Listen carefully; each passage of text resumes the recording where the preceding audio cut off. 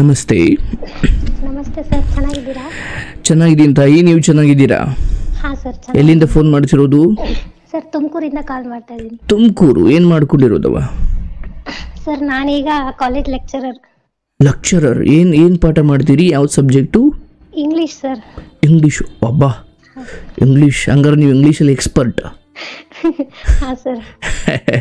ಒಳ್ಳೇದವ. ನಿಮ್ಮ ತಂದೆ ತಾಯಿ ರೈತ ಕುಟುಂಬನ? ಹಾಂ ಸರ್, ಒಂಥರ ನಂದು ಫಾರ್ಮರ್ ಫ್ಯಾಮಿಲಿನೇ. ಓಕೆ. ಈಗ ಎಷ್ಟು ವರ್ಷ ನಿಮಗೆ? ಸರ್ ನನಗೆ 26. 26. ಆ್ಯಂಡ್ ನೀವು ಕಾರ್ಯಕ್ರಮ ನೋಡ್ತಾ ಇರೋದು ಯಾವಾಗಲಿಂದ? ಸರ್ ನಾನು ಮೊದಲಿಂದನೂ ನೋಡ್ತಾ ಇದ್ದೆ. ಎಲ್ಲರೂ ಶೇರ್ ಮಾಡ್ಕೊಳ್ಳುವಂತಹ ಲೈಫ್ ಎಕ್ಸ್ಪೀರಿಯನ್ಸ್ ಇಂದ ಇವನ್ ನಾನು ಸ್ವಲ್ಪ ಕಲ್ತ್ಕೊಂಡಿದ್ದೀನಿ. ಸಂತೋಷ, ತುಂಬಾ ಖುಷಿ ಆಯ್ತು. ಸೊ ಹಾಗೆ ನನ್ನ ಜೀವನದ ಸ್ವಲ್ಪ ಕಥೆನ ನಿಮ್ ಜೊತೆ ಹಂಚ್ಕೋಬೇಕು ಅನಿಸ್ತು ಕಾಲ್. ಖಂಡಿತ ತಾಯಿ, ಖಂಡಿತ. ಬಹಳ ಸಂತೋಷ. ಹೇಳವ, ಮನ್ಸು ಬಿಚ್ಚಿ ಮಾತಾಡ್ತಾಯಿ. ಹಾ ಸರ್, ನಮ್ದು ಇಲ್ಲೇ ತುಮಕೂರು ಹತ್ರ ಒಂದು ಹಳ್ಳಿ. ಓಕೆ. ನಾನು ಹುಟ್ಟಿ ಒಂದು 9-10 ತಿಂಗಳಿಗೆ ನಮ್ಮಮ್ಮ ತೀರ್ಕೋತಾರೆ. ಏನಾಗಿತ್ತು? ಅದು ಗೊತ್ತಿಲ್ಲ ಸರ್, ಸುಯಿಸೈಡ್ ಅಂತಾರೆ. ಅದು ನನಗೆ ಗೊತ್ತಿಲ್ಲ, ನಾನಿನ್ನು ಚಿಕ್ಕ ಪಾಪು. ಓಕೆ. ನಾನೊಬ್ಳೆ ಮಗಳಿರೋದು. ಅಮ್ಮ ತೀರ್ಕೋತಾರೆ. ಅಪ್ಪ ಅಮ್ಮಂದು ಲವ್ ಮ್ಯಾರೇಜು. ಓಕೆ. ಅಮ್ಮ ತೀರ್ಕೊಂಡಾಗಿಂದ ಅಪ್ಪ ಮೆಂಟಲಿ ತುಂಬಾ ಕುಗ್ಗು ಹೋಗ್ತಾರೆ. ಸೊ ಅಪ್ಪ ಆ ಒಂದು ನೋವಿಂದ ಫುಲ್ಲು ಡ್ರಿಂಕ್ಸಿಗೆ ಅಡಿಕ್ಟ್ ಆಗ್ಬಿಡ್ತಾರೆ. ಓಕೆ. ಸೊ ಅಪ್ಪ ಅಡಿಕ್ಟ್ ಆಗಿರೋದ್ರಿಂದ ನನ್ನ ನೋಡ್ಕೊಳಕ್ ಯಾರು ಇರಲ್ಲ. ಸೊ ನಾನು ಕಂಪ್ಲೀಟ್ ಆಗಿ ನಾನು ಬೆಳೆದಿದ್ದೆಲ್ಲ ನಮ್ಮ ಅಜ್ಜಿ ಜೊತೆ. ನೀವು ಎಷ್ಟು ಜನ ಮಕ್ಕಳು? ನಾನೊಬ್ಳೆ ಸರ್. ಓಕೆ. ನಾನೊಬ್ಳೆ. ನಾನು ಪಾಪು ಇದ್ದಾಗಲೇ ಅಮ್ಮ ತೀರ್ಕೊಂಡಿರ್ತಾರೆ. ತಂದೆ ನಿಮ್ಮ ತಾಯಿನ ತುಂಬಾ ಪ್ರೀತಿಸ್ತಿದ್ರು ಅನ್ಸುತ್ತೆ. ಹಾ ಖಂಡಿತ ಸರ್. ಇದುವರೆಗೂ ಅಪ್ಪ ಇನ್ನೊಂದು ಮದ್ವೆ ಆಗಿಲ್ಲ. ಅಮ್ಮನ ನೆನಪಲ್ಲೇ ಹಾಗೆ ಇದ್ದಾರೆ. ಸೊ ನಾನ್ ಬೆಳ್ದಿದ್ದೆಲ್ಲ ನಮ್ಮ ಅಜ್ಜಿ ಜೊತೆ, ಅಂದ್ರೆ ಅಪ್ಪಾಜಿ ಅವ್ರ ಅಮ್ಮ. ಅಜ್ಜಿ ಜೊತೆನೆ ಬೆಳ್ದೆ. ಅಜ್ಜಿ ನನ್ನ ತುಂಬಾ ಪ್ರೀತಿಯಿಂದ ಸಾಕಿದ್ರು ಸರ್. ನಿಜ ಹೇಳ್ಬೇಕಂದ್ರೆ ನಮ್ಮ ಮನೇಲಿ ಒಂದು ಚಿಕ್ಕ ಕೆಲ್ಸನೂ ನನ್ನ ಹತ್ರ ಮಾಡಿಸ್ತಿರ್ಲಿಲ್ಲ ಅಜ್ಜಿ. ತುಂಬಾ ಪ್ರೀತಿಯಿಂದ ಸಾಕಿದ್ರು. ಅಜ್ಜಿಗೆ 3 ಜನ ಗಂಡ್ಮಕ್ಳು, 1 ಹೆಣ್ಮಗಳು. ಸೊ ಅಜ್ಜಿ ನನ್ನನ್ನ ತುಂಬಾ ಚೆನ್ನಾಗಿ ಸಾಕ್ತಿದಾರಲ್ಲ ಅಂತ ಹೇಳಿ ಬೇರೆ ಗಂಡ್ಮಕ್ಳು ಅವ್ರ ಮಕ್ಳಿಗೆಲ್ಲ ಸ್ವಲ್ಪ ಹೊಟ್ಟೆ ಕಿಚ್ಚು ಸ್ಟಾರ್ಟ್ ಆಯ್ತು. ಅಂದ್ರೆ ನಿಮ್ಮ ಅಜ್ಜಿ ಮನೆಯಲ್ಲಿ? ಹಾ, ಅಂದ್ರೆ ಅಜ್ಜಿ ಮನೆಯಲ್ಲಿ ನಾನು, ಅಜ್ಜಿ, ಅಪ್ಪ 3 ಜನ. ಬೇರೆ ಬೇರೆ ಗಂಡ್ಮಕ್ಳೆಲ್ಲ ಬೇರೆ ಬೇರೆ ಫ್ಯಾಮಿಲಿ ಮಾಡ್ಕೊಂಡು ಬೇರೆ ಬೇರೆ ಕಡೆ ಹೊಟ್ಟೋದ್ರು. ನಮ್ಮ ಮನೇಲಿ ನಾವು 3 ಜನ ಇದ್ವಿ. ನನಗೆ ಅಮ್ಮನೂ ಅಜ್ಜಿನೇ, ಅಪ್ಪನೂ ಅಜ್ಜಿನೇ, ಎಲ್ಲ ಪ್ರತಿಯೊಂದು ನನಗೆ ಅಜ್ಜಿ ಮಾತ್ರ. ಅಜ್ಜಿನೇ ನನಗೆಲ್ಲಾನು, ನನ್ನ ಜೀವನನೇ ಅಜ್ಜಿ ಅಂತ ಅನ್ಕೊಂಡು ಇದ್ವಿ. ಸೊ ಅದಾದ್ಮೇಲೆ ನಾನು SSLC ವರ್ಗೂ ಅಂದ್ರೆ ಕಂಪ್ಲೀಟ್ ಆಗಿ ನಾನು ಫುಲ್ ಕನ್ನಡ ಮೀಡಿಯಂ ಅಲ್ಲೇ ಓದಿರೋದು ಸರ್. ಕನ್ನಡ ಮೀಡಿಯಂ ಓದಿದ್ವಿ. ನನಗೆ ಅಮ್ಮನು 10ನೇ ಕ್ಲಾಸ್ ವರ್ಗುನು ನಮ್ಮೂರಲ್ಲೇ ಹಳ್ಳಿಯಲ್ಲೇ ಕನ್ನಡ ಮೀಡಿಯಂ ಓದ್ದೆ. 10ನೇ ಕ್ಲಾಸ್ ಅಲ್ಲಿ ಫಸ್ಟ್ ಕ್ಲಾಸ್ ಅಲ್ಲಿ ಪಾಸ್ ಆದೆ. ಸೊ ನಾನು ಫಸ್ಟ್ ಕ್ಲಾಸ್ ಅಲ್ಲಿ ಪಾಸ್ ಆದೆ ಅಂತ ನಮ್ಮ ದೊಡ್ಡಪ್ಪ ಏನ್ ಮಾಡಿದ್ರು, ಡಿಪ್ಲೊಮಾಗ್ ತಗೊಂಡೋಗಿ ಸೇರ್ಸಿದ್ರು. ಡಿಪ್ಲೊಮಾಗ್ ಸೇರ್ಸಿದ್ರು. ನನಗೆ ಕನ್ನಡ ಮೀಡಿಯಂ ಓದಿದ್ರಿಂದ ನನಗೆ ಇಂಗ್ಲಿಷ್ ತುಂಬಾ ಕಷ್ಟ ಆಗ್ತಿತ್ತು. ನನ್ಗೆ ಡಿಪ್ಲೊಮಾ ಪಾಸ್ ಮಾಡ್ಕೊಳಕ್ ಆಗ್ಲಿಲ್ಲ. ಸೊ ನಾನು ಅದನ್ನ ಡ್ರಾಪ್ ಔಟ್ ಮಾಡ್ಬಿಟ್ಟೆ, ಅರ್ಧಕ್ಕೆ ಬಿಟ್ಬಿಟ್ಟೆ. ಬಿಟ್ಟಾದ್ಮೇಲೆ ನಾನು PUC ಜಾಯ್ನ್ ಆದೆ ಸರ್. ನಾನು PUC ಜಾಯ್ನ್ ಆದಾಗ ಮನೇಲೆಲ್ಲ ಇಲ್ಲ, ಬೇಡ ಅವಳನ್ನ ಓದಿಸ್ಬೇಡಿ, ಅವಳು ಓದಲ್ಲ, ಸುಮ್ನೆ ತಿರ್ಕೊಂಡಿರ್ತಾಳೆ, ಅವಳು ಓದಲ್ಲ, ಅವಳನ್ನ ಓದಿಸ್ಬೇಡಿ ಅಂತ ತುಂಬಾ ಹೇಳಿದ್ರು. ಆಮೇಲೆಲ್ಲ ಕೈ ಬಿಟ್ಬಿಟ್ರು. ನಮ್ಮ ಅಜ್ಜಿ ಮಾತ್ರ ನನ್ನ ಕಷ್ಟ ನೋಡಕ, ನಾನು ತುಂಬಾ ಅಳ್ತಿದ್ದೆ, ನಾನು ಓದ್ಬೇಕಂತ ಓದ್ಸಕ್ ಯಾರು ಇಲ್ಲ ಸರ್. ಅಪ್ಪ ಅಮ್ಮ ಇದ್ರೆ ಹೇಳ್ಕೋಬಹುದು.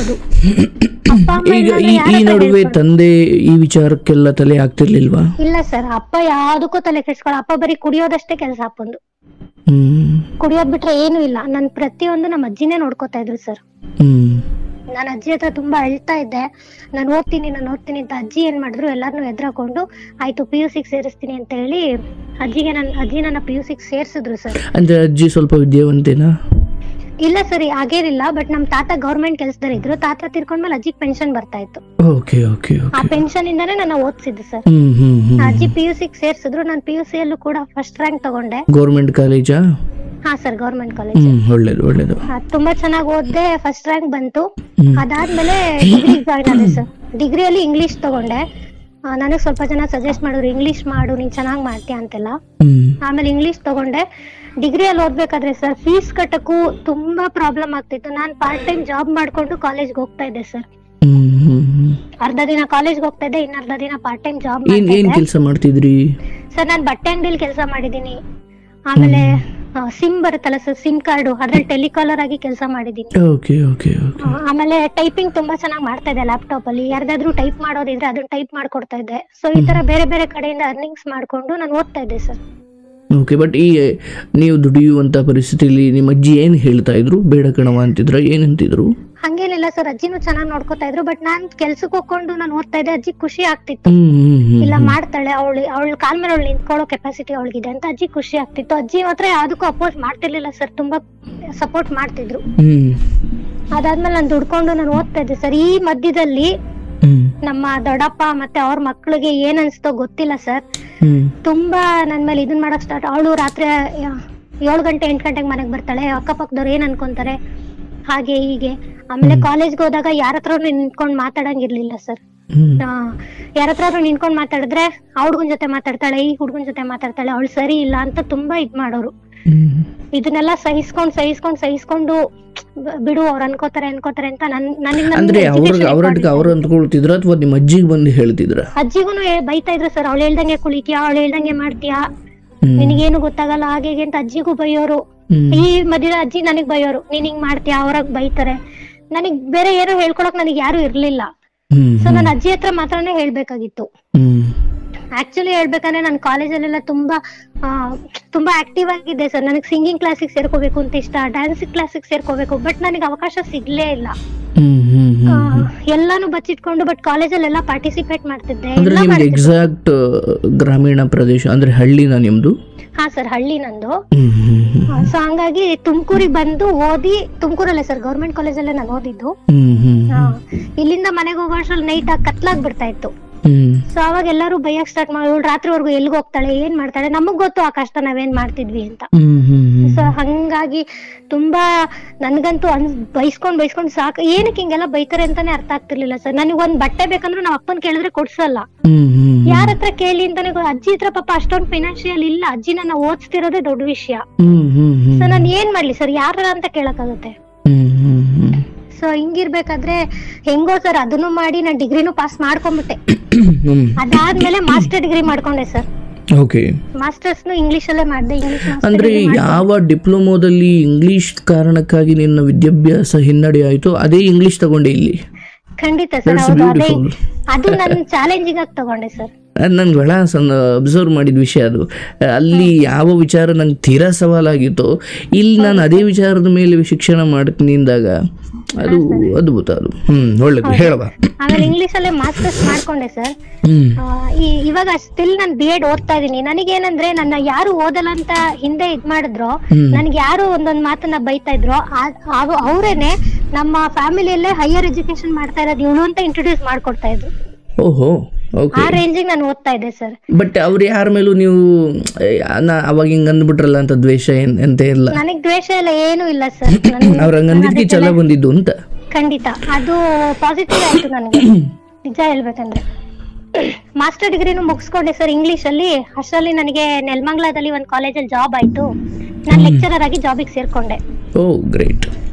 ಹಾ ಸರ್, ಜಾಬಿಗೆ ಸೇರ್ಕೊಂಡೆ. ನಮ್ಮ ಅಜ್ಜಿಗೆ ತುಂಬಾ ಖುಷಿ, ನಾನು ಓದಿಸಿದಕ್ಕೂ ನನ್ನ ಮೊಮ್ಮಗಳು. ಅಂದ್ರೆ ಆ ಸಮಯಕ್ಕೆ ಎಷ್ಟು ವರ್ಷ ನಿಮಗೆ? ಜಾಬ್ ಮಾಡ್ಬೇಕಾದ್ರೆ ನನಗೆ 24 ಸರ್.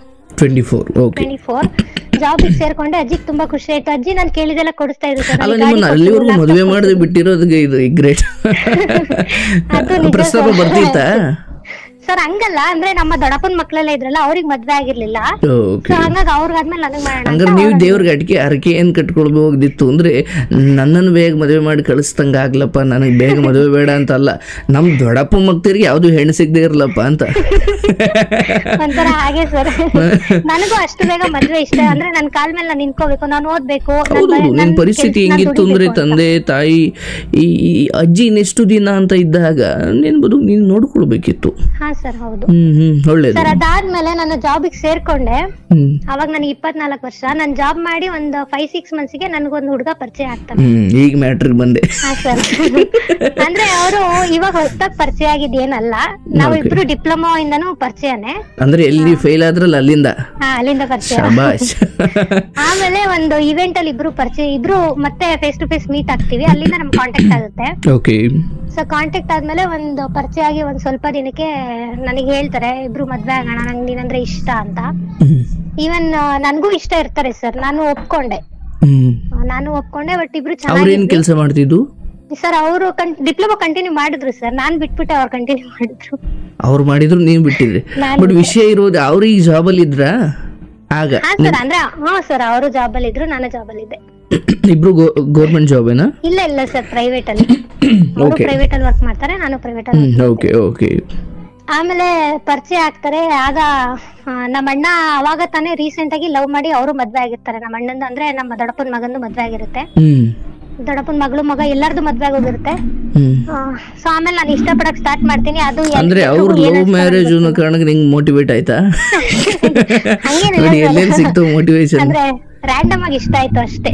ಅಲ್ಲ ಇಷ್ಟ ಆಗಿದ್ದು ಓಕೆ, ಬಟ್ ಅದನ್ನ ಒಪ್ಕೊಳ್ಳಿಕ್ಕೆ ಒಂದು ಬಲವಾದ ಕಾರಣ ಅಂದ್ರೆ ಈಗ ಆಲ್ರೆಡಿ ನಮ್ಮ ದೊಡ್ಡಪ್ಪ ಮಗುನ ಒಂದು ಲವ್ ಮ್ಯಾರೇಜ್ ಆಗೈತೆ ಅಂತ, ಹೌದಲ್ಲ? ಆತರ ಏನಿಲ್ಲ ಸರ್, ಅದಕ್ಕೂ ಇದಕ್ಕೂ ಸಂಬಂಧ ಇಲ್ಲ. ನನಗೆ ಇಷ್ಟ ಆಯ್ತು, ನಾನು ಒಪ್ಕೊಂಡೆ ಅಷ್ಟೇ. ಸರಿ ಆಯ್ತು. ಆಮೇಲೆ ಹಿಂಗೆ ಇಬ್ರು ಅಂದ್ರೆ ಒಬ್ರಿಗೊಬ್ರು ಇಷ್ಟ ಪಡ್ತಿದ್ವಿ. ಮನೆ ಕಡೆಯಿಂದ ಅಪೋಸಿಷನ್ ಸ್ಟಾರ್ಟ್ ಆಯ್ತು. ಅಂದ್ರೆ ಅಜ್ಜಿ ಅಪ್ಪ ಏನ್ ಅಪೋಸ್ ಮಾಡ್ತಿರ್ಲಿಲ್ಲ, ಮಾಮೂಲಿ ದೊಡ್ಡಪ್ಪನ ಮಕ್ಳು ಅವ್ರು ಜಾಸ್ತಿ ಅಪೋಸಿಷನ್. ಇಲ್ಲ ಬೇಡ, ಮಾಡ್ಕೊಳ್ಳೋದು ಬೇಡ, ನಾವ್ ನೋಡ್ತೀವಿ, ನಾವ್ ಮಾಡ್ತೀವಿ ಅನ್ನೋ ತರ. ಇನ್ನೂ ವಿಚಿತ್ರ ಅಂದ್ರೆ ಈ ಲವ್ ಮಾಡಿ ಮದ್ವೆ ಆದವನೇ ಅಪೋಸ್ ಮಾಡ್ತಿದ್ನ? ಹೌದು ಸರ್, ಹೌದು ಖಂಡಿತ. ಅವ್ನಿಗೆ ಆಗ್ತಿರ. ಈವನ್ ಈ ಹುಡುಗಂಗೂ ಫೋನ್ ಮಾಡಿ ಹೇಳ್ಬಿಟ್ಟಿದ್ದೆ ಸರ್, ಮದ್ವೆ ಆಗ್ಬೇಡ ಅವಳನ್ನ ಹಂಗೆ ಹಿಂಗೆ ಅಂತ. But I don't know why, ಯಾಕೆ ಅಂತ ನನಗೆ ಈಗ್ಲೂ ಗೊತ್ತಿಲ್ಲ. ಯಾಕೆಂದ್ರೆ ಆತ ಲವ್ ಮಾಡಿ ಅನ್ಭವಿಸ್ತಾ ಏನೋ ಸರ್ ಗೊತ್ತಿಲ್ಲ ನನಗೆ. ನಾನ್ ವಿಷಯ ಕೊಡ್ತೀರ ಸಾಕು, ಅವಳು ನೀನ್ ಕುಡಿಬೇಡಪ್ಪ ಅಂತ ಅವಧಿ ಪೋದ್ಬೇಡ ಇರ್ಬೋದು ಸರ್. ಅವನ್ ಮೈಂಡ್ ಸೆಟ್ ಏನಂತ ನನಗೆ ಗೊತ್ತಿಲ್ಲ. ಇರ್ಲಿ, ಹೇಳುವ. ಆಮೇಲೆ ಸರ್ ಅಂದ್ರೆ ನಮ್ದು ಒಂದೇ ಕ್ಯಾಸ್ಟ್ ಅಲ್ಲಿ ಸಬ್ ಕ್ಯಾಸ್ಟ್ ಬೇರೆ ಬೇರೆ ಬರುತ್ತೆ. ಸಬ್ ಕ್ಯಾಸ್ಟ್ ಬೇರೆ ಬೇರೆ ಇದ್ದಾಗ ಬೇಡ, ಆ ಕ್ಯಾಸ್ಟ್ ಒಂದ್ ಬೇಡ, ನಾವ್ ಬೇರೆಯವ್ರನ್ನ ನೋಡ್ತೀವಿ ಹಾಗೆ ಹೀಗೆ ಅಂತ ಸ್ಟಾರ್ಟ್ ಮಾಡ್ಕೊಂತಾರೆ. ನಾನು ಒಪ್ಪಲ್ಲ, ಇಲ್ಲ ನಾನು ಅವ್ರನ್ನೇ ಮದ್ವೆ ಆಗ್ತೀನಿ ಅಂತ. ನಾನು ಅಜ್ಜಿಗೆಲ್ಲ ಏನ್ ತೊಂದ್ರೆ ಇಲ್ಲ, ಬಟ್ ಅವ್ರದೇ ಪ್ರಾಬ್ಲಮ್, ಮೇನ್ ಪ್ರಾಬ್ಲಮ್. ಅದಾದ್ಮೇಲೆ ನನಗೆ ಯಾರ ಹತ್ರ ಹೇಳ್ಕೊಳ್ಳಿ ಸರ್, ಅಪ್ಪ ಅಮ್ಮ ಇದ್ರೆ ನನಗೆ ಮದ್ವೆ ಮಾಡ್ರಿ ಅಂತ ನಾನು ಕೇಳ್ಬೋದಾಗಿತ್ತು. ಅಜ್ಜಿಗೆ ಪಾಪ ಕ್ಯಾರೆಕ್ಟರ್ ಈ ಮಧ್ಯೆ ಎಲ್ಲೂ ಬರ್ಲೇ ಇಲ್ಲ. ಇಲ್ಲ ಸರ್, ಅವ್ರದ್ದೇನು ಇಲ್ವೇ ಇಲ್ಲ. ಅವ್ರದ್ದು ಅದೊಂದು ಪಾತ್ರ ಸುಮ್ಮನೆ ಓಡಾಡ್ತಾ ಇದೆ ಅಷ್ಟೇ. ಅವ್ರದ್ದೇನಿಲ್ಲ. ಅಂದ್ರೆ ಕುಡಿಯೋರು, ಜಗಳ ಮಾಡೋರು, ಮನೇಲಿ ತುಂಬಾ ಅಯ್ಯೋ ಅನ್ಸ್ತಾ ಇದ್ರು ಸರ್. ದೇವ್ರವ್ರಿಗೆ ಡೈಲಾಗ್ ಕೊಟ್ಟಿಲ್ಲ, ಬರೀ ಬಂದು ಹೋಗೋ ಪಾತ್ರ ಅಷ್ಟೇ. ಅದು ಅಷ್ಟೇ ಸರ್, ಡೈಲಾಗ್ ಇಲ್ಲ. ಅಜ್ಜಿಗೂ ಬೈತಾ ಇದ್ರು, ನನ್ಗೂ ಬೈತಾ ಇದ್ರು. ನಾವು ತುಂಬಾ ಸಹಿಸ್ಕೊಂತಿದ್ವಿ, ಇನ್ನೇನ್ ಮಾಡಕ್ಕಾಗತ್ತೆ ಅಂತ ಸುಮ್ನೆ ಆದ್ವಿ ಸರ್, ಅಷ್ಟೇ.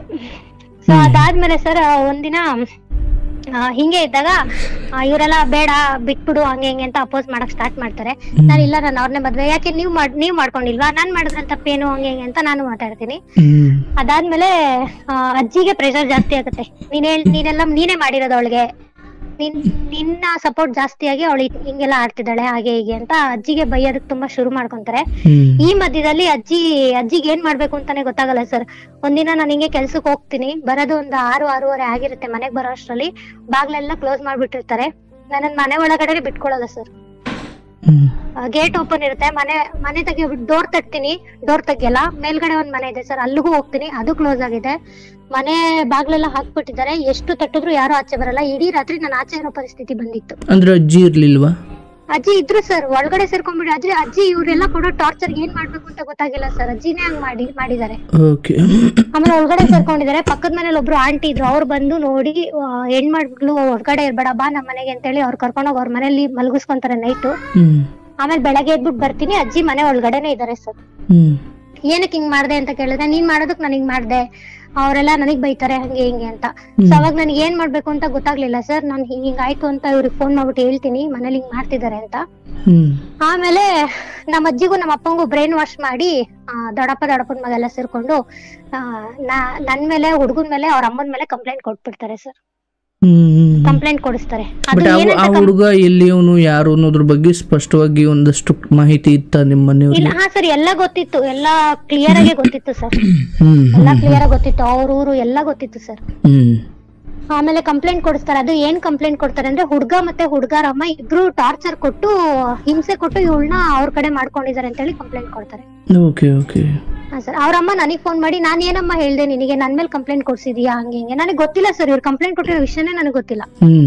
ಆಮೇಲೆ ಪೊಲೀಸ್ ಸ್ಟೇಷನ್ ಇಂದ ಅವನಿಗೆ ಫೋನ್ ಹೋಗುತ್ತೆ, ಏನಪ್ಪಾ ನೀನ್ ಯಾರನ್ನೋ ಹುಡುಗಿನ ಇಷ್ಟಪಡ್ತಿದ್ಯಂತೆ, ಹುಡುಗಿ ಕಡೆಯವ್ರು ಬಂದ್ ಈ ತರ ಕಂಪ್ಲೇಂಟ್ ಕೊಟ್ಟಿದ್ದಾರೆ, ಸ್ಟೇಷನ್ಗೆ ಬಾ ಮಾತಾಡ್ಬೇಕು ಅಂತ ಹೇಳಿ ಕರೀತಾರೆ ಸರ್. ನೀನು ನಿಮ್ಮಮ್ಮ ಎಲ್ಲ ಬನ್ರಿ ಅಂತ ಕರೀತಾರೆ. ಆಮೇಲೆ ಹುಡ್ಗಾರಮ್ಮ ಅವ್ರಣ್ಣ ನಾನು ಅಜ್ಜಿ ಅಪ್ಪ ಎಲ್ಲ ಹೋಗ್ತೀವಿ ಸರ್ ಸ್ಟೇಷನ್ಗೆ. ಸ್ಟೇಷನ್ಗೆ ಹೋದಾದ್ಮೇಲೆ ಏನಪ್ಪಾ ಹಿಂಗ್ ಮಾಡ್ತಿದೀರಂತೆ, ಅವರು ನಾವು ಡೈರೆಕ್ಟ್ ಸರ್ ನಾವ್ ಏನಿಲ್ಲ, ನಾವ್ ಇಷ್ಟ ಪಡ್ತಿದೀವಿ, ನಾವ್ ಮದ್ವೆ ಆಗ್ತೀವಿ ಸರ್, ಅದ್ರಲ್ಲಿ ಏನಿಲ್ಲ ಅಂತ ಹೇಳ್ತೀವಿ. ಮನೆ ಕಡೆ ಏನೇನೋ ಹಂಗೆ ಏನೇನೋ ಹೇಳ್ತಾರೆ.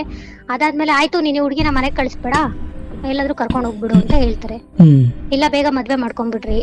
ಆಮೇಲೆ ಪೊಲೀಸ್ ಅವರು ಹೇಳ್ತಾರೆ, ಸರ್ ನೀನ್ ಏನ್ ಮಾಡ್ತೀಯ ನನಗೆ ಗೊತ್ತಿಲ್ಲ, 1 ತಿಂಗಳೊಳಗೆ ನೀನ್ ಮದ್ವೆ ಮಾಡ್ಕೊ, ರಿಜಿಸ್ಟರ್ ಕಾಪಿ ತಗೊಂಬಂದ್ ನನ್ ಸ್ಟೇಷನ್ ನೀನ್ ಕೊಡ್ಬೇಕು, ಇಲ್ಲ ಅಂದ್ರೆ ಈ ಹುಡುಗಿನ ಮಾತಾಡ್ಸಂಗಿಲ್ಲ. 1 ತಿಂಗಳು ಟೈಮ್ ಕೊಡ್ತೀನಿ, ಅಷ್ಟ್ರಲ್ಲಿ ನೀನ್ ರಿಜಿಸ್ಟರ್ ಮಾಡಿಸಿ ನಮ್ಗ ಆಫೀಸಿಗೆ ತಂದು ಕೊಡ್ಬೇಕು ಅಂತ. ನಮ್ಗ ಆ ಟೈಮಲ್ಲಿ ಏನ್ ಮಾಡ್ಬೇಕು ಅಂತ ಗೊತ್ತಾಗಲ್ಲ. ನನ್ನ ಅಜ್ಜಿ ಹತ್ರ ಹೇಳ್ತೀನಿ, ಯಾಕೆ ಹಿಂಗ್ ಮಾಡ್ತಾ ಇದೀರಾ, ನಾನು ಏನ್ ತಪ್ಪು ಮಾಡಿದೀನಿ, ಮದ್ವೆ ಮಾಡ್ಕೊಡಿ, ಎಲ್ರಿಗೂ ಮಾಡಿಲ್ವಾ, ನಾನ್ ಮಾಡಿರೋದಾದ್ರೂ ಏನು ಪ್ರಾಬ್ಲಮ್ ಅಂತ ಹೇಳಿ ಎಷ್ಟು ಹೇಳಿದ್ರು ಅವ್ರು ಯಾರು ಏನು ಕೇಳಲ್ಲ ಸರ್. ಆಮೇಲೆ ನಾವಿಬ್ರು ಹೋಗಿ ಅಂದ್ರೆ ಅವ್ರ ಅಣ್ಣನ ಕಡೆಯಿಂದ ರಿಜಿಸ್ಟರ್ ಮಾಡಿಸ್ತೀವಿ. ರಿಜಿಸ್ಟರ್ ಮಾಡಿಸ್ಬಿಟ್ಟು ಪೊಲೀಸ್ ಸ್ಟೇಷನ್ 1 ಕಾಪಿ ಕೊಡ್ತೀವಿ ಸರ್. ಅವ್ರು ಹೇಳ್ತಾರೆ, ಇಲ್ಲಿಂದ ನಿಮ್ಗೆ ಏನಾದ್ರು ಪ್ರಾಬ್ಲಮ್ ಅಂದ್ರೆ ನಾನ್ ನೋಡ್ಕೋತೀನಿ. ಆವಾಗ ರಿಜಿಸ್ಟರ್ ಮಾಡ್ಸಿದ್ಮೇಲೆ ಒಂಥರ ಪ್ರಾಬ್ಲಮ್ ಸರ್. ಅವರು ದೊಡ್ಡಪ್ಪರೆಲ್ಲ ಅವರಿಬ್ರು ರಿಜಿಸ್ಟರ್ ಮಾಡ್ಸ್ಕೊಂಡ್ ಮದ್ವೆ ಮಾಡ್ಕೊಂಡ್ ಬಂದಿದ್ದಾರೆ, ಯಾಕೆ ಇವಳನ್ನ ಮನೇಲಿ ಇಟ್ಕೊಂಡಿದ್ದೆ ಅಂತ ನಮ್ಮ ಅಜ್ಜಿ ಮೇಲೆ ಮತ್ತೆ ಜಗಳಕ್ಕೆ ಹೋಗ್ತಾರೆ. ಸೊ ನಾನೇನ್ ಮಾಡ್ತೀನಿ, ಇದೆಲ್ಲ ಹಿಂಗೆ ಬಿಟ್ರೆ ಆಗಲ್ಲ, ಸುಮ್ನೆ ನಾವ್ ಮದ್ವೆ ಆಗ್ಬಿಡೋಣ ಅಂತ ಹೇಳ್ತೀನಿ.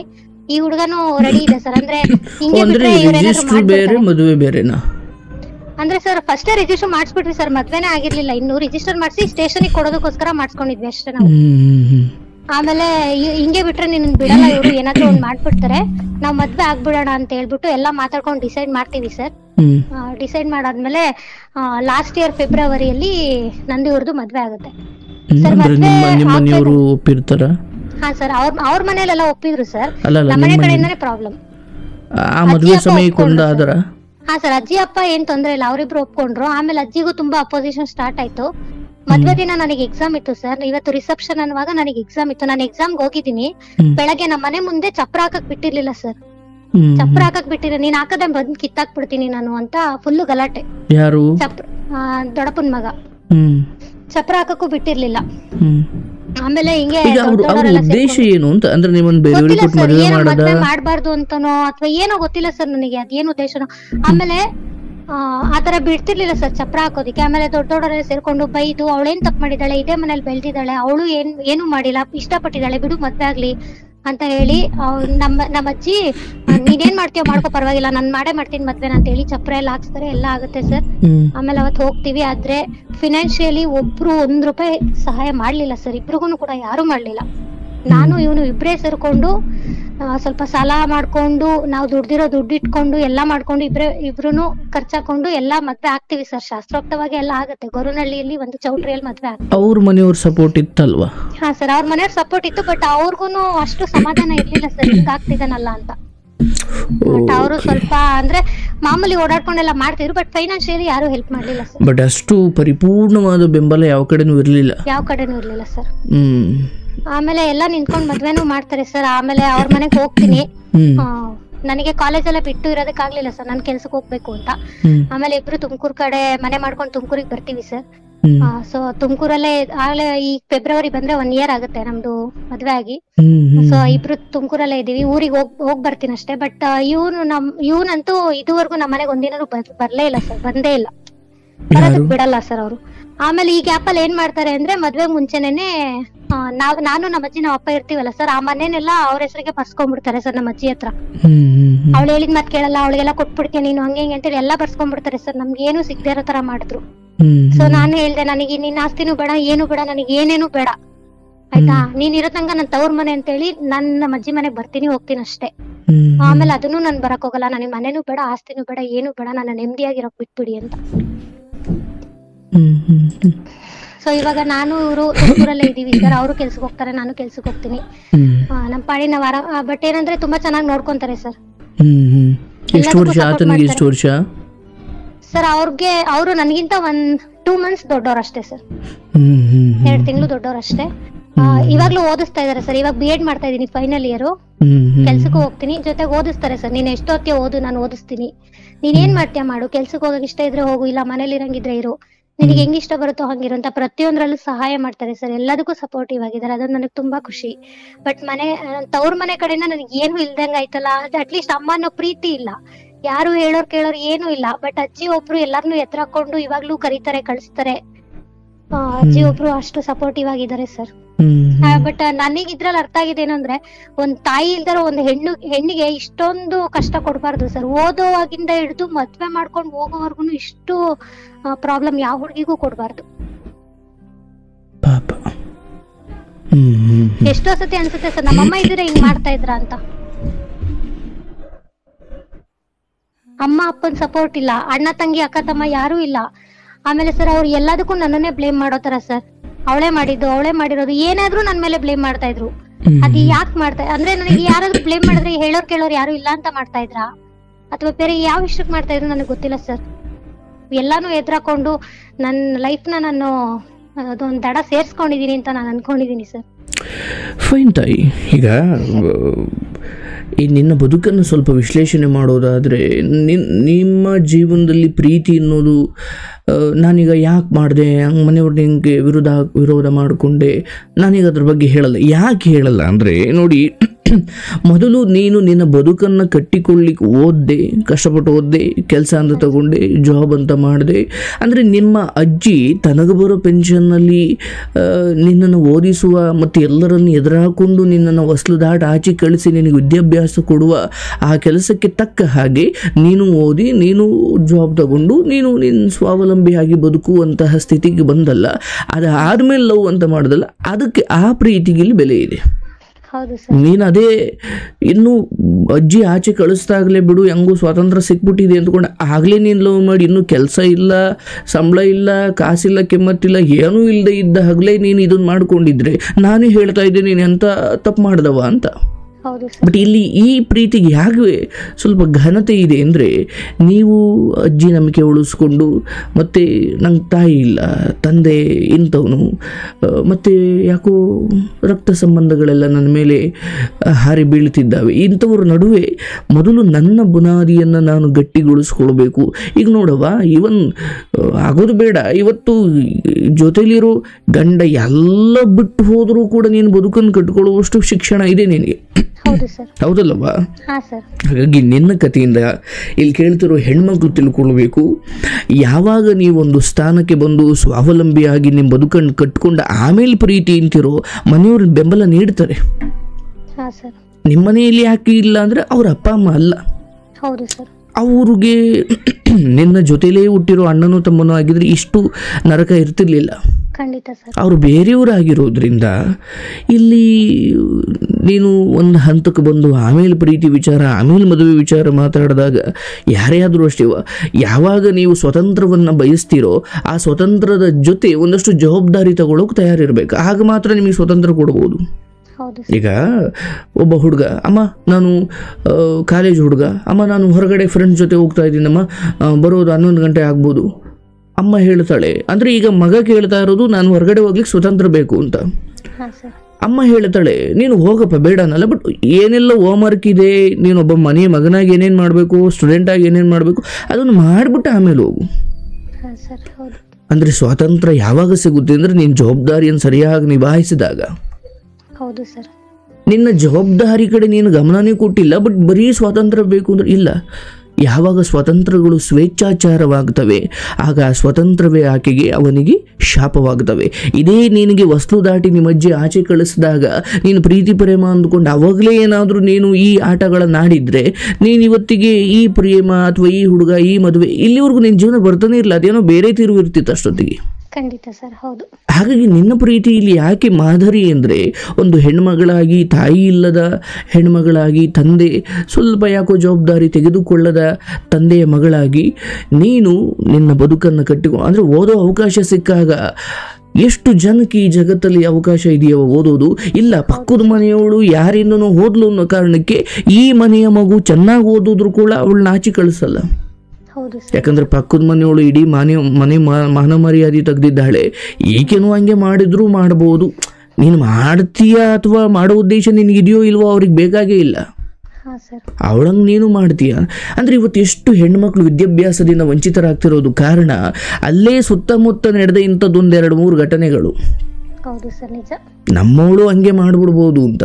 ಅಂಥದ್ರಲ್ಲಿ ನಿನ್ನ ಅಜ್ಜಿ ನಿನ್ನ ಸಾಯೋವರೆಗೂ ನಿನ್ನ ಅಜ್ಜಿಗೆ ನೀನು ದೇವ್ರ ಮನೆಯಲ್ಲಿ ದೇವ್ರ ಫೋಟೋ ಇಡೋದು ಎಷ್ಟು ಧರ್ಮವೋ, ಈ ಅಜ್ಜಿಯನ್ನು ಪೂಜನೀಯ ಭಾವನೆಯಲ್ಲಿ ಇಡೋದು ನಿನ್ನ ಧರ್ಮ. ಈಗ ನಿನ್ನ ಅಜ್ಜಿ ನಿನ್ನ ಕರೀಲಿಲ್ಲ, ಕಳಿಸ್ಲಿಲ್ಲ, ಇವತ್ತು ಆಕೆ ಎಲ್ಲರನ್ನು ಎದುರು ಹಾಕೊಳ್ಳೋಕೆ, ಯಾಕಂದರೆ ಕಡೆಗಾಲದಲ್ಲಿ ನೀನಾಗಲ್ಲ, ಕಡೆಗೆ ಅವರೇ ಆಗಬೇಕು. ಈಗ ನೀನಂದ್ರೆ ಅಬ್ಬ ಅಂದ್ರೆ ಒಂದು ವರ್ಷ ದಿನ ನೋಡ್ಕೊಬೋದವ, ಬಟ್ ಈಗ ಹೊರಗಡೆ ಬಂದಿರೋ ಮಗಳಾಗಿ ಅಜ್ಜಿ ಅಂತಿಮವಾಗಿ ಅವರ ಆಶ್ರಯವನ್ನೇ ಪಡ್ಕೊಳ್ಬೇಕು. ಹೌದು ಸರ್. ಇಲ್ಲಿ ಹಾಗಾಗಿ ಅಜ್ಜಿಯನ್ನ ಅವರ ದೃಷ್ಟಿಯಲ್ಲಿ ನೀನಲ್ಲಿ ಪದೇ ಪದೇ ಹೋಗೋದ್ರಿಂದ ಅಜ್ಜಿ ಅವರಿಗೆ ವಿಲನ್ ಆಗ್ತಿದ್ದಾರೆ ಅಂದರೆ ನೀನು ಮೊದಲು ಹೋಗೋದು ನಿಲ್ಸು. ಇಲ್ಲ ಸರ್, ನಾನು ಅದು ಯೋಚನೆ ಮಾಡಿ ಸ್ವಲ್ಪ ದಿನ ಹೋಗೋದನ್ನೇ ಬಿಟ್ಬಿಟ್ಟಿದೆ ಸರ್. ನಾನು ಹೋಗ್ತಿರ್ಲಿಲ್ಲ, ಬಟ್ ಅಜ್ಜಿ ಇರಲ್ಲ ಸರ್, ನಾನು ಹೋಗಿಲ್ಲ ಅಂದ್ರೆ. ಅಜ್ಜಿಗೆ ಹೇಳಬೇಕು. ಒಂದೊಂದ್ಸತಿ ಅಳ್ತಾರೆ ಸರ್, ನಿನ್ ಬಾ, ಯಾರೇನಾದ್ರೂ ಮಾಡ್ಕೊಂಡ್ಲಿ, ನೀನ್ ಬಾ, ನೀನ್ ಬೇಕು, ನೀನ್ ಬಾ ಅಂತಾರೆ ಸರ್. ನನ್ಗದ್ ನೋಡ ಅಪ್ಪ ಬೇರೆ ಇದಾರೆ ಸರ್. 1 ತಿಂಗಳು ಹಿಂದೆ ಅಪ್ಪಂಗ್ ಬೇರೆ ಸ್ಟ್ರೋಕ್ ಆಗ್ಬಿಟ್ಟಿತ್ತು ಸರ್. ನಾವೇ ಹಾಸ್ಪಿಟ್ಲ್ ಎಲ್ಲ ಸೇರಿಸಿ ಎಲ್ಲ ಹುಷಾರ್ ಮಾಡಿ, ಅಪ್ಪನೂ ಇರಲ್ಲ ಸರ್, ಬಾ ಅಂತ ಫೋನ್ ಮಾಡ್ತಾರೆ. ಇರ್ಲಿ ತಾಯಿ, ಈಗ ಆದಷ್ಟು ಈ ನಿನ್ನ ಅತ್ತೆ ಮಾವ ಹೇಗೆ ಪೂಜನೀಯರು, ನಿನ್ನ ತಂದೆಗೂ ಕೂಡ ಗೊತ್ತಿಲ್ಲ, ಏನೋ ಹಣೆ ಬರಹ ಕುಡುಕ ಆಗ್ಬಿಟ್ಟಿದ್ದ, ಈಗ ಗಂಡು ಮಕ್ಕಳಿಲ್ಲ. ಕಡೆಗಾಲದಲ್ಲಿ ನಿನ್ನ ಕೈಲಿ ಎಷ್ಟಾಗುತ್ತೋ ಅಷ್ಟು ನೀನು ಸೇವೆ ಮಾಡವ. ಅರ್ಥ ಆಯ್ತಲ್ಲ? ಆದಷ್ಟು ನಿನ್ನ ಅತ್ತೆ ಮಾವ ಈಗ ನೋಡವ, ಎಲ್ಲರ ಮಗನಿಗೂ ಇಂಥ ಹೆಣ್ಣೆ ತರಬೇಕು, ಹಿಂಗೆ ಮದುವೆ ಮಾಡಬೇಕು ಅಂತ ಎಲ್ಲ ಅಪ್ಪ ಅಮ್ಮನಿಗೂ ಕನಸಿರುತ್ತಲ್ಲ. ಈಗ ನಿನ್ನ ಗಂಡ ಹಿಂಗೇನು ಒಪ್ಕೊಂಡು ಬಂದುಬಿಟ್ಟ, ಇದಕ್ಕಿದ್ದಂಗೆ ರಿಜಿಸ್ಟರ್ ಮ್ಯಾರೇಜ್ ಹೋಗೋ ಪರಿಸ್ಥಿತಿ ಬಂತು. ಇದು ತಂದೆ ತಾಯಿ ಈಗ ನಿನ್ನ ಸ್ಥಾನದಲ್ಲಿ ನಿಂತು ನೋಡಿದಾಗ ಅಯ್ಯೋ ನಾವು ಪ್ರೀತಿ ಮಾಡಿದ್ದೀವಿ ಸರ್, ಯಾಕೆ ಸರ್ ಹಿಂಗೆ ಆಡ್ತಾರೆ ಅನ್ಬೋದು. ಅವರ ಜಾಗದಲ್ಲಿ ನಿಂತು ನೋಡಿದಾಗ ಅದು ಅಷ್ಟು ಸರಿ ಅನಿಸಲ್ಲ.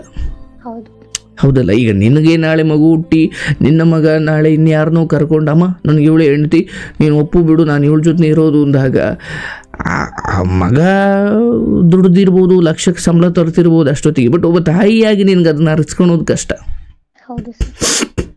ಹಾಗಾಗಿ ಆ ನಿನ್ನ ಗಂಡನ ಮನೆಯ ಕಡೆಯಿಂದ ಆಗಾಗ, ಯಾಕಂದರೆ ಅವರ ಅಸಮಾಧಾನವನ್ನು ಹೊರಗಡೆ ಹಾಕ್ಲಿಕ್ಕೆ ಯಾವ ಪರಿಸ್ಥಿತಿ ಬಳಸ್ಕೊಳ್ತಾರೋ ಗೊತ್ತಿಲ್ಲ. ಯಾವುದೋ ಒಂದು ಸಮಯದಲ್ಲಿ ಮಾತುಗಳು ಆಚೆ ಬಂದಾಗ, ನೋಡು ನನಗೆ ತಾಯಿ ಇಲ್ಲ, ಇವರು ಇಲ್ಲ, ಕಡೆಗೆ ಇವರು ಹಿಂಗೆ ಅಂದ್ಬಿಟ್ರಲ್ಲ ಅಂದ್ಕೊಳ್ಬೇಡ. ಈಗ ನೀನು ಯಾರೂ ಇಲ್ಲ ಅಂದ್ಕೋ, ನಿನ್ನ ಗಂಡನನ್ನು ಬಿಟ್ಟರೆ. ಏನು ಹೊರಗಡೆಯವರು ಇಲ್ಲ ಸರ್ ಅಂದಿದ್ರು ಸ್ಟಾರ್ಟಿಂಗ್ ಅಲ್ಲಿ ಮದ್ವೆ ಮಾಡ್ಕೊಂಡು ಹೋದಾಗ, ಬಟ್ ಏನು ಮಾಡಕ್ಕಾಗಲ್ಲ, ನಾವು ತಪ್ಪು ಮಾಡಿದೀವಿ ಅಂತ ಸುಮ್ಮನೆ ಆದ್ವಿ. ಬಟ್ ಆಮೇಲೆ ಅವರು ಹಂಗೆಲ್ಲ ಇಲ್ಲ ಸರ್, ಇವಾಗ ಚೆನ್ನಾಗಿ ನೋಡ್ಕೊಂತಾರೆ. ಫೈನ್ ಹಂಗಾದ್ರೆ ಒಳ್ಳೇದು.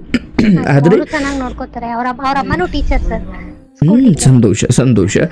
ನೀವು ಇಲ್ಲಿ ಈ ಕಥೆಯನ್ನು ನಮ್ಮ ಎಷ್ಟೊಂದು ನೋಡ್ತಾ ಇರೋ 100,000 ಹೆಣ್ಣು ಮಕ್ಕಳಿಗೆ ಅರ್ಥವಾಗಲಿ. ಸ್ವತಂತ್ರ ಬಯಸೋದೇ ಆದರೆ ಮೊದಲು ನನ್ನ ಜವಾಬ್ದಾರಿಯನ್ನು ನಾನು ಪೂರೈಸಬೇಕು, ಅಥವಾ ನನ್ನ ಜವಾಬ್ದಾರಿ ನಾನು ನಿಭಾಯಿಸಬೇಕು. ಅಂದರೆ ಯಾವಾಗ ಒಬ್ಬ ಮಂತ್ರಿ ಒಬ್ಬ ಶಾಸಕ ಗೆದ್ದಿದ್ದಾನೆ ಮತ್ತು ಅವನೊಂದಷ್ಟು ಪ್ರಣಾಳಿಕೆಗಳನ್ನು ಹೇಳಿ, ಹಿಂಗೆ ಮಾಡ್ತೀನಿ, ರೋಡಿಗೆ ಟಾರ್ ಹಾಕ್ತೀನಿ, ಮನೆಗೆ ನೀರು ಬಿಡ್ತೀನಿ, ಅದು ಇದು ಏನೇನೋ ಹೇಳಿ ಶಾಸಕ ಆಗಿದ್ದಾನೆ. ಮತ್ತು ಅವನು ಆ 5 ವರ್ಷದಲ್ಲಿ ಹೇಳಿದಂತೆ ನಡ್ಕೊಂಡ್ರೆ ಅವನು ಮುಂದಿನ 5 ವರ್ಷಕ್ಕೂ ಮಾಡ್ತಾರೆ. ಹೌದು, ಮುಂದಿನ 5 ವರ್ಷಕ್ಕೂ ಅವನನ್ನು ಗೆಲ್ಲಿಸ್ತಾರೆ. ಬಟ್ ಯಾವಾಗ ನಮ್ಮ ಜವಾಬ್ದಾರಿಗಳನ್ನೇ ನಾವು ಮೈ ಮೇಲೆ ಎಳ್ಕೊಳ್ಳೋಕೆ ತಯಾರಿಲ್ಲ, ಬಟ್ ಸ್ವತಂತ್ರ ಮಾತ್ರ ಬೇಕು ಅಂದರೆ ಅದಾಗಲ್ಲ. ಹಾಗಾಗಿ ನೀವು ಅಷ್ಟೇ, ಈಗ ಗಂಡ ನೀವು ಗೊತ್ತಿಲ್ಲವ, ಬದುಕು ಯಾವಾಗ ಯಾರನ್ನು ಬಿಟ್ಟು ಹೋಗ್ತಾರೋ ಗೊತ್ತಿಲ್ಲ. ಒಂದಷ್ಟು ಸೇವಿಂಗ್ಸ್ ಮಾಡ್ಕೊ. ಇನ್ನ ಗಂಡ ದೇವರಂತವನು, ನನಗೆ ಓದಲಿಕ್ಕೆ ಅವಕಾಶ ಮಾಡಿಕೊಟ್ಟಿದ್ದಾನೆ, ನನಗೆ ಯಾವುದೇ ನಿರ್ಬಂಧಗಳಿಲ್ಲ, ಅನುಮಾನಗಳಿಲ್ಲ. ಇಂಥ ಸಮಯದಲ್ಲಿ ಏನಾಗ್ಬಿಡುತ್ತೆ, ನಾನು ನೋಡಿರೋ 1000 ಕಥೆಗಳಲ್ಲಿ ಕಾಮನ್ ಆಗಿ ಬಂದಿರೋ ವಿಚಾರ ಏನಂದರೆ, ಸರಿ ಶುರುವಿನಲ್ಲಿ ಏನು ಪ್ರೀತಿ ಮಾಡಿಬಿಟ್ರು, ಓಡೋಗ್ಬಿಟ್ರು, ಎಲ್ಲರನ್ನೂ ಎದುರಾಕೊಂಡು ಮದುವೆ ಆದರೂ ಒಂದಷ್ಟು ದಿನ ಆದಮೇಲೆ ಆ ಹುಡುಗನೇ ಹುಡುಗಿಗೆ ಎದುರು ಶತ್ರುಗಳಾಗ್ಬಿಡ್ತಾನೆ. ನಾನು ತುಂಬ ನೋಡಿದ್ದೀನಿ ಅಂಥವನ್ನ. ಅವಾಗ ಏನಾಗ್ಬಿಡುತ್ತೆ, ಈ ಕಡೆ ತವ್ರ ಮನೆಯೂ ಇಲ್ಲ, ಈ ಕಡೆ ಇವನೂ ಇಲ್ಲ, ಈಗ ಅತಂತ್ರ. ಕೊರಳಲ್ಲಿ ಬೇರೆ ತಾಳಿ ಇದೆ, ಈಗ ಬೇರೆ ಏನೋ ನಿರ್ಧಾರ ತಗೊಳ್ಳಿಕ್ಕಾಗಲ್ಲ. ಹಾಗಾಗಿ ನಿನಗೆ ಸಿಕ್ಕಿರುವ ಬದುಕನ್ನು ಒಂದು ವರ ಅಂದ್ಕೋ, ನನಗೆ ಭಗವಂತ ಕಲ್ಪಿಸಿರುವ ಅನುಗ್ರಹ. ಒಂದಷ್ಟು ಜನ ವಿರೋಧ ಮಾಡೋರು ಇರ್ಬೋದು, ಆದರೆ ಅದನ್ನು ಮೀರಿ ನನಗೇನು ಸಿಕ್ಕಿದೆಯೋ ಇರುವುದನ್ನು ನೆನೆದು ಭಾರನೆಂಬುದನ್ನು ಬಿಡು ಅಂತ ನನಗೇನಿದೆಯೋ ಅದನ್ನು ನೆನೆಯುತ್ತಾ ಭಗವಂತನಿಗೆ ಧನ್ಯವಾದ ಹೇಳ್ತೀಯೋ ಇಲ್ಲದ್ದಕ್ಕೆ ಕೊರಗ್ತೀಯೋ ಅದು ನಮ್ಮ ಅರಿವಿಗೆ ಬಿಟ್ಟಿದ್ದು. ಹಾಗಾಗಿ ನಿನ್ನ ಅಜ್ಜಿಯನ್ನು ಕಡೆಯಗಾಲದಲ್ಲಿ ಅವರನ್ನು ಹಾರೈಕೆ ಮಾಡೋದು, ಅವರನ್ನು ನಿನ್ನ ಕೈಲಾದಷ್ಟು ನೋಡಿಕೊಳ್ಳೋದು, ಇವನ್ ಯಾರನ್ನು ವಿರುದ್ಧ ಹಾಕೊಂಡು ನಿನಗೆ ಶಿಕ್ಷಣ ಕೊಟ್ಟ ನಿನ್ನ ಅಜ್ಜಿಯ ಥರನೇ ನೀನು ಯಾರನ್ನು ಗಂಡನ್ನು ಎದುರು ಹಾಕೊಂಡಾದ್ರೂ ಸರಿ ನಿನ್ನ ಅಜ್ಜಿಯನ್ನು ಕಡೆಗಾಲದಲ್ಲಿ ನೋಡ್ಕೊಳ್ಬೇಕು. ಅದೇ ಧರ್ಮ. ಹೌದು ಸರ್. ಅವತ್ತು ಅಯ್ಯೋ ತಡೆಯಪ್ಪ ಇವು ಮನೆಯವರೆಲ್ಲ ವಿರುದ್ಧ ಮಾಡ್ಕೊಂಡು ನನ್ನನ್ನು ಬೈತಾರೆ ಅಂತ ಆಕೆ ಸುಮ್ಮನೆ ಆಗಲಿಲ್ಲ. ನಿನಗೆ ಈ ಶಿಕ್ಷಣ ಕೊಡಿಸ್ಲಿಕ್ಕೆ ಎಲ್ಲರನ್ನೂ ಎದುರು ಹಾಕೊಂಡ್ರು ಅನ್ನೋದಾದರೆ ನೀನು ಅಜ್ಜಿ ನೋಡ್ಕೊಳ್ಳೋ ಸಮಯದಲ್ಲಿ ಯಾರೋ ಕಡೆಗೆ ನಿನ್ನ ಗಂಡನೇ ಅನ್ಬೋದು, ಮಕ್ಕಳೇ ಅನ್ಬೋದು, ಯಾಕೆ ಇಷ್ಟೊಂದು ಮಾಡ್ತಿದೀಯಾ ಅಂತ ಅವಾಗ ನೀನು ಎಲ್ಲರನ್ನೂ ಎದುರು ಹಾಕೊಂಡ್ರೂ ಪರವಾಗಿಲ್ಲ, ನಿನ್ನ ಋಣ ನೀನು ತೀರಿಸಬೇಕು. ಹೌದು ಸರ್. ಅಂಥದ್ದೊಂದು ಗಳಿಗೆ ಬರುತ್ತೆ. ಅವತ್ತು ಅಜ್ಜಿ ಅವ್ರಿಗೆಲ್ಲ ಹೇಳಿದ್ ಒಂದೇ ಮಾತು ಸರ್, ಅವ್ರ ಅಮ್ಮ ಹೋದಾಗಿಂದ ಚಿಕ್ಕ ಪಾಪುಯಿಂದ ನಾನು ಅವಳನ್ನ ಸಾಕಿದೀನಿ, ಅವಳನ್ನ ಒಂದ್ ದಡ ಸೇರ್ಸೋರ್ಗು ನಾನು ಬಿಡಲ್ಲ, ಯಾರೇನೇ ಅಂದ್ರು ಅವಳನ್ನ ಒಂದ್ ದಡ ಸೇರಿಸ್ತೀನಿ ಅಂತ ಹಠ ಮಾಡಿದ್ವಿ. ಆಗಿದೆ ಈಗ ಜೀವನ ನಾನು ರೂಪಿಸ್ಕೊಡ್ತೀನಿ ಅಂತ ಹೇಳಿದ್ರು. ಸತ್ಯ. ಒಂದು ಹಿರಿತಲೆಗಳ ಬೆಂಬಲ ಇದೆಯಲ್ಲ, ಅದು ಕೋಟಿಗೂ ಮೀರಿದದು. ಖಂಡಿತ ಸರ್. ನಾವು ಎಷ್ಟೇ ದುಡಿಬಹುದು. ಸ್ವಲ್ಪ ಎದುರಿಸ್ಬಿಟ್ಟಿದ್ರು ಸರ್ ಅವರೆಲ್ಲ, ಅವಳನ್ನ ಸುಮ್ನೆ ಬಿಡಲ್ಲ, ಅವಳು ಹೆಂಗ್ ಬದುಕ್ತಾಳೆ ನಾನು ನೋಡ್ತೀನಿ, ಹಂಗೆ ಹಿಂಗೆ ಅಂದ್ರೆ ಏನಾದ್ರು ಮಾಡ್ಬಿಡ್ತೀನಿ ಅನ್ನೋ ತರ. ಅಜ್ಜಿನೂ ತುಂಬಾ ಎದ್ರುಕೊಂಡು ನೀನ್ ಇಲ್ಲೇ ಇದ್ರೆ ನಿಂಗೆ ಏನಾದ್ರು ಮಾಡ್ಬಿಡ್ತಾರೆ, ನಿಂಗೆ ಯಾರು ಹೇಳೋರಿರಲ್ಲ, ಮದ್ವೆ ಮಾಡ್ಕೊಂಡ್ರೆ ನಿನ್ ಸಹಾಯಕ್ ನಿನ್ ಗಂಡ ಇರ್ತಾನೆ, ಅವನ್ ಜೊತೆ ನಿನ್ ಜೀವನ ಚೆನ್ನಾಗಿ ಸಾಗಿಸ್ಬೋದು ಅಂದ್ಬಿಟ್ಟು ಅರ್ಜೆಂಟ್ ಅಲ್ಲೆಲ್ಲ ಮಾಡಿದ್ರು ಸರ್. ಇರ್ಲವ, ಇವತ್ತು ನಿಮ್ದೊಂದು ಹ್ಯಾಪಿ ಲೈಫ್. ಖುಷಿ ಆಗುತ್ತೆ ಸರ್ ನಿಜವಾಗ್ಲು. ಅಂದ್ರೆ ನನ್ನ ತವ್ರ ಮನೆ ಕಡೆ ಎಷ್ಟು ನಾನು ಕಷ್ಟಪಟ್ಟಿದ್ದೀನೋ, ಎಷ್ಟು ನೋವು ಅನ್ಭವಿಸಿದೀನ ಸರ್, ಈಗ ಅಷ್ಟೇ ಖುಷಿಯಾಗಿದ್ದೀನಿ ಸರ್. ತುಂಬಾ ಸಂತೋಷವಾಗಿದ್ದೀನಿ. ಒಳ್ಳೆ ಗಂಡ ಸರ್, ಅಂದ್ರೆ ಒಳ್ಳೆ ಅತ್ತೆ ಇದಾರೆ, ಒಳ್ಳೆ ಗಂಡ ಇದಾರೆ, ಎಲ್ಲದನ್ನು ಕಷ್ಟ ಸುಖ ಪ್ರತಿಯೊಂದು ಅರ್ಥ ಮಾಡ್ಕೋತಾರೆ ಸರ್. ಎಲ್ಲದ್ರಲ್ಲೂ ಸರ್, ಮನೆ ಕೆಲಸದಿಂದ ಹಿಡಿದು ಹೊರಗಡೆ ದುಡಿಯೋದ್ರಿಂದ ಹಿಡಿದು ಪ್ರತಿಯೊಂದ್ರಲ್ಲೂ ಸಪೋರ್ಟಿವ್ ಆಗಿದ್ದಾರೆ ಸರ್. ಅದಂಗಿತ ಈ ಜೀವನ ಒಂಥರ ಸಿನಿಮಾ ತರ, first half comedy, second half tragedy. ಇನ್ನು ಕೆಲವೊಬ್ರು ಜೀವನ ಫಸ್ಟ್ ಹಾಫು ಟ್ರಾಜಿಡಿ, ಆಮೇಲೆ ಸೆಕೆಂಡ್ ಹಾಫು ಅದ್ಭುತ. ಈ ಜೀವನದಲ್ಲಿ ಶುರುವಿನಿಂದ ಯಾರು. ನನಗಿರೋದು ಒಂದೇ ಡ್ರೀಮು ಸರ್, ನಾನು ಇವಾಗ ಓದಿದ್ದೀನಿ ಸರ್, ನಾನು ಓದೋದನ್ನ ಇನ್ನೂ ಬಿಡಲ್ಲ, ನಾನು PhD ಮಾಡಿ ಡಾಕ್ಟರೇಟ್ ತಗೋಬೇಕನ್ನೋದೇ ನನ್ನ ಡ್ರೀಮ್. ನಾನು ಮಾಡೇ ಮಾಡ್ತೀನಿ. ಆ ನಡುವೆ ಈ ಓದು ಮತ್ತೆ ಬದುಕು ಜೀವನ ಅಂತ ಬಂದಾಗ, ಅದರಲ್ಲೂ ಬ್ಯಾಚುಲರ್ ಅಲ್ಲದೇನೆ ನೀನೊಬ್ರು ಮದುವೆಯಾಗಿ ಒಂದು ದಂಪತಿಗಳು ಅಂತ ಇರೋದ್ರಿಂದ ನಿನ್ನ ಓದಿಗೂ ಮೀರಿ ಜೀವನಕ್ಕೆ ಇನ್ನೇನೋ ಒಂದು ಧೈರ್ಯ ಬೇಕು. ನಿನ್ನ ಓದು ನಿನ್ನ ಸಂಬಳ ಹೆಚ್ಚು ಮಾಡ್ಬೋದು, ಆದರೆ ಬದುಕು ಯಾವುದನ್ನು ಸಡನ್ನಾಗಿ ಇದ್ದಕ್ಕಿದ್ದ ಹಾಗೆ ಕಳ್ಕೊಂಡ್ಬಿಟ್ಟಾಗ ನಾನೆಲ್ಲವನ್ನು ಕಳ್ಕೊಂಡೇನೋ ನೋವು ಬರ್ದಂಗೆ ಧೈರ್ಯ ತಂದುಕೊಳ್ಳೋದು ಅದು ನೀನು ಶಿಕ್ಷಣ ಕೊಡೋದಿಲ್ಲ. ಇದ್ದಕ್ಕಿದ್ದಾಗ ಏನು ಚೆನ್ನಾಗಿ ನಡೀತಾ ಇದ್ದಿದ್ದು ಈಗ ತಂದೆಗೆ ಸ್ಟ್ರೋಕ್ ಆಯಿತು, ನನಗೇನು ಗೊತ್ತಿದ್ದಾಯ್ತಾ? ಇಲ್ಲ. ಹಾಗೆ ನಮ್ಮ ದಾಂಪತ್ಯದಲ್ಲೂ ಏನೋ ಒಂದು ಬದುಕಲ್ಲಿ ನಡಿಬೋದು, ನಡೆಯಲ್ಲ ಅಂತ ಏನಿಲ್ಲ. ಇದು ನನ್ನ ವರವೂ ಅಲ್ಲ, ಶಾಪವೂ ಅಲ್ಲ, ಬದುಕಿರೋದೇ ಹಾಗೆ. ಹಾಗಲ್ವಾ? ಆಗಿರೋದ್ರಿಂದ ನೀನು ನಿನ್ನ ಎಜುಕೇಶನ್ ಏನು ಮಾಡ್ತೀಯೋ ಮಾಡು, ಅದ್ರ ಹೊರತಾಗಿ ನಿನ್ನ ಗಂಡ ನೀನು ಸನ್ಮಾರ್ಗದಲ್ಲಿ ಒಬ್ಬರೇನಾದರೂ ಆ ದಾರಿ ಬಿಟ್ಟು ಸ್ವಲ್ಪ ಆ ಕಡೆ ಹೋಯ್ತವ್ರೆ ಅಂದರೆ ಇನ್ನೊಬ್ಬರು ಅದನ್ನು ಎಳ್ಕೊಳ್ಳೋದೇ ಧರ್ಮ. ಈಗ ನಾನು ಸಂಜೆ ದೇವರು ದೀಪ ಹಚ್ಚಬೇಕಾದ್ರೆ ನಾನೊಂದು ವಿಚಾರವನ್ನು ಗಮನಿಸ್ತಾ ಇದ್ದೆ. ಅಲ್ಲಿರುವ ತುಪ್ಪದ ದೀಪಕ್ಕೆ ನಾನು ಮೊದಲು ಬೆಂಕಿ ಕಡ್ಡಿಯಿಂದ ಆ ದೀಪವನ್ನು ಹಚ್ಚಿದೆ, ಎಣ್ಣೆ ಬಿಟ್ಟೆ, ಬತ್ತಿ ಸ್ವಲ್ಪ ಇದನ್ನು ಸಡಿಲ ಮಾಡಿ ಆ ಬತ್ತಿಯನ್ನು ಬೆಂಕಿ ಪಟ್ಟಣದ ಮೂಲಕ ಹಚ್ಚಿದೆ. ಈಗ ಗಂಧಕಡ್ಡಿ ಹಚ್ಕೊಳ್ಬೇಕು. ಗಂಧಕಡ್ಡಿಗೆ ನಾನು ಮತ್ತೆ ಬೆಂಕಿ ಕಡ್ಡಿಗೆ ಇರೋದು ಬೇಡ, ಈಗಾಗಲೇ ಹಚ್ಚಿದ್ದೀನಲ್ಲ ದೀಪ, ಅದರಲ್ಲಿ ನಾನು ಗಂಧಕಡ್ಡಿ ಹಚ್ಕೊಂಡೆ. ಹಂಗೆ ಗಂಧಕಡ್ಡಿ ಹಚ್ಕೊಳ್ಬೇಕಾದ್ರೆ ಏನಾಯಿತು, ಗಂಧಕಡ್ಡಿ ಹಚ್ಕೊಳ್ತು, ಬಟ್ ಆ ದೀಪ ಹಾರೋಗ್ಬಿಡ್ತು. ಯಾವುದರಿಂದ ನಾನು ಹಚ್ಕೊಳ್ಳೋಕೆ ಹೋದೆ, ಹಚ್ಕೊಂಡೆ, ಬಟ್ ಅದು ಹಚ್ಕೊಂಡಾದ್ಮೇಲೆ ಏನು ಗಂಧಕಡ್ಡಿ ತಗಲಿ ಆ ದೀಪ ಹಾರೋಗ್ಬಿಡ್ತು. ಈಗ ನಾನು ಮತ್ತು ಗಂಧಕಡ್ಡಿಲಿದ್ದ ಬೆಂಕಿಯಿಂದ ದೀಪ ಹಚ್ಚಿದೆ. ಗಂಧಕಡ್ಡಿಯನ್ನು ಯಾವುದು ಬೆಳಗಿತೋ ಆ ದೀಪವೇ ನಂದಿ ಹೋದಾಗ ಮತ್ತು ಗಂಧಕಡ್ಡಿ ಅದರ ನೆರವಿಗೆ ಹೋಯಿತು. ನಾನು ಅಂದ್ಕೊಂಡೆ, ಅಬ್ಬಾ ಎಂಥ ಜೀವನ ಪಾಠ ಇದೆಯಪ್ಪ ಇದು. ದೀಪದಿಂದ ಗಂಧಕಡ್ಡಿ ಬೆಳ್ಕೊಂಡೆ, ಆ ಗಂಧಕಡ್ಡಿ ಇನ್ನೇನು ಆ ಬೆಂಕಿಯನ್ನು ಆರಿಸ್ಬೇಕು ಅನ್ನೋಷ್ಟಕ್ಕೆ ದೀಪ ಹಾರೋಗಿದ್ದ ನೋಡಿ ಗಂಧಕಡ್ಡಿ ಮತ್ತೆ ಅಲ್ಲಿಗಿಡ್ದೆ.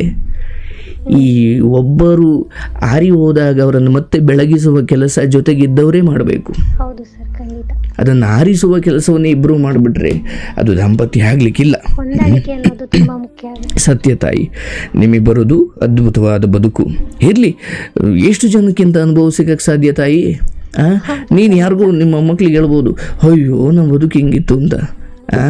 ಸೊ ಹಾಗಾಗಿ ಪ್ರೀತಿ ತಪ್ಪಲ್ಲ, ಪ್ರೀತಿ ಮಾಡೋದು ತಪ್ಪಲ್ಲ. ಆದರೆ ಜವಾಬ್ದಾರಿಯನ್ನು ನಿಭಾಯಿಸದೇ ಬರೀ ಪ್ರೀತಿ ಪ್ರೀತಿ ಅಂದರೆ ಅದಕ್ಕೆ ಅರ್ಥ ಇಲ್ಲ. ಹೌದು ಸರ್.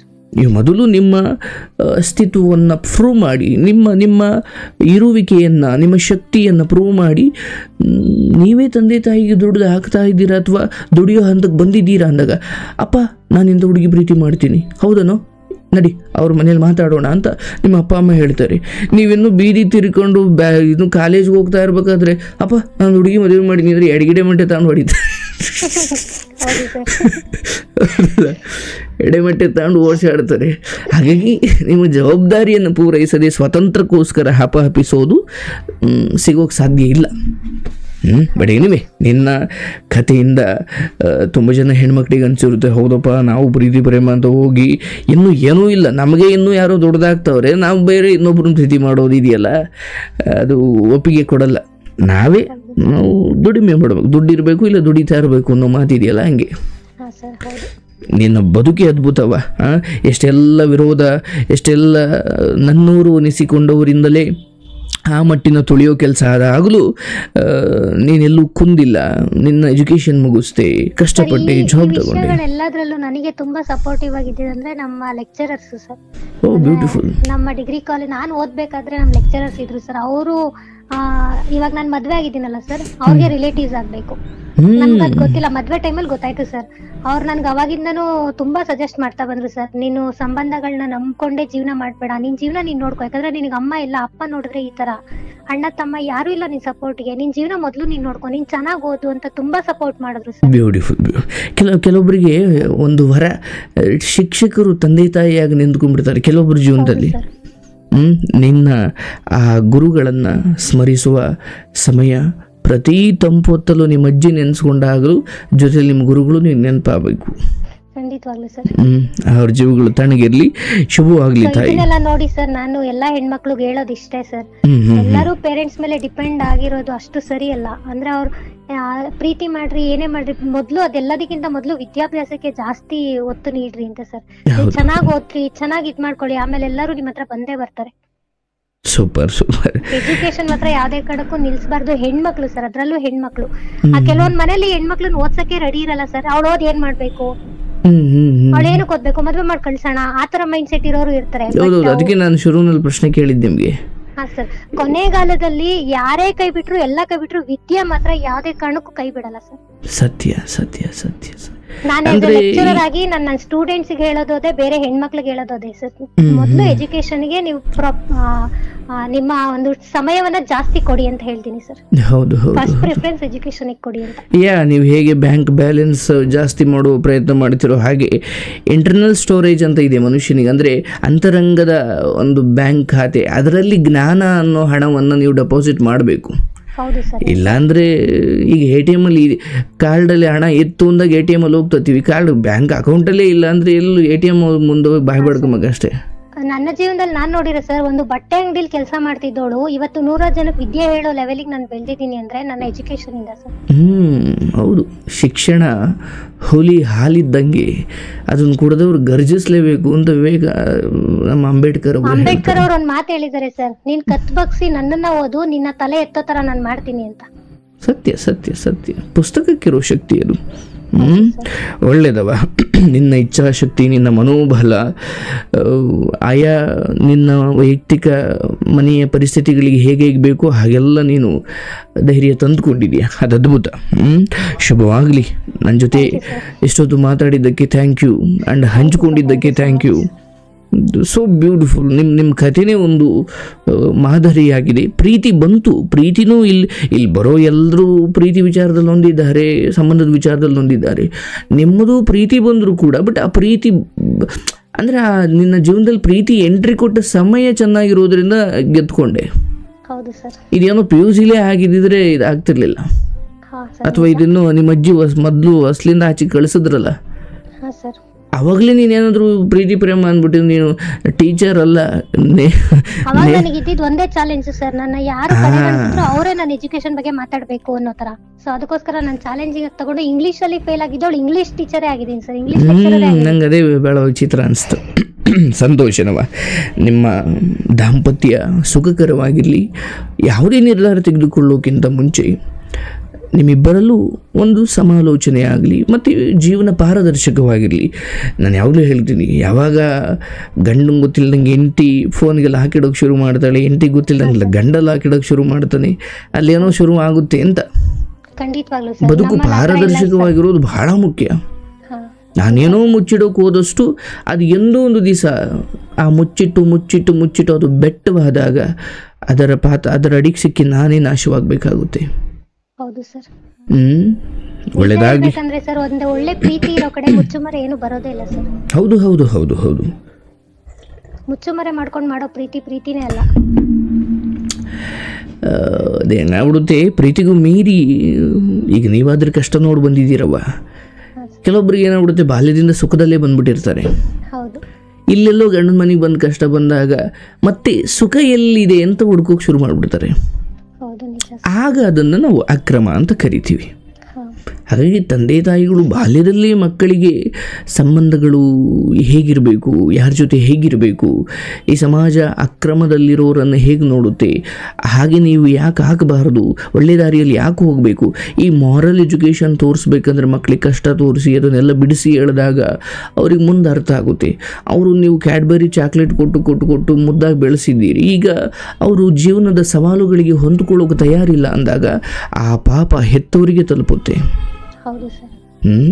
ಇರಲಿ, ನಿನ್ನ ಬದುಕು ಕಷ್ಟದಲ್ಲಿ ಬಂದಿದ್ದರಿಂದ ನೀನಿವತ್ತು ಒಬ್ಬ 60 ವಯಸ್ಸಿನ ಅಜ್ಜಿ ತಾತ ಏನು ಯೋಚನೆ ಮಾಡ್ತಾರೋ ಅದು ನೀನೀಗ ಮಾಡಬಲ್ಲ. ಯಾಕಂದರೆ ನೀನು ಆ ಬದುಕನ್ನು ನೋಡ್ಕೊಂಡು ಬಂದಿದ್ದೀಯ. ಆರೋಗ್ಯ ಚೆನ್ನಾಗಿ ನೋಡ್ಕೊ, ಒಳ್ಳೇದಾಗ್ಲವ. ಕಾರ್ಯಕ್ರಮಕ್ಕೆ ಕರೆ ಮಾಡಿ ಮಾತನಾಡಿದ್ದಕ್ಕೆ ಥ್ಯಾಂಕ್ ಯು ಸೋ ಮಚ್. ಹೆಣ್ಮಕ್ಳಿಗೆ ಒಂದೊಳ್ಳೆ ಸಂದೇಶ ಕೊಟ್ಟೆ. ನಿನಗೆ ಒಳ್ಳೇದಾಗಲಿ. ನಿನ್ನ ಸಂಸ್ಕಾರ ದೊಡ್ಡದು ತಾಯಿ. ಶುಭವಾಗ್ಲವ.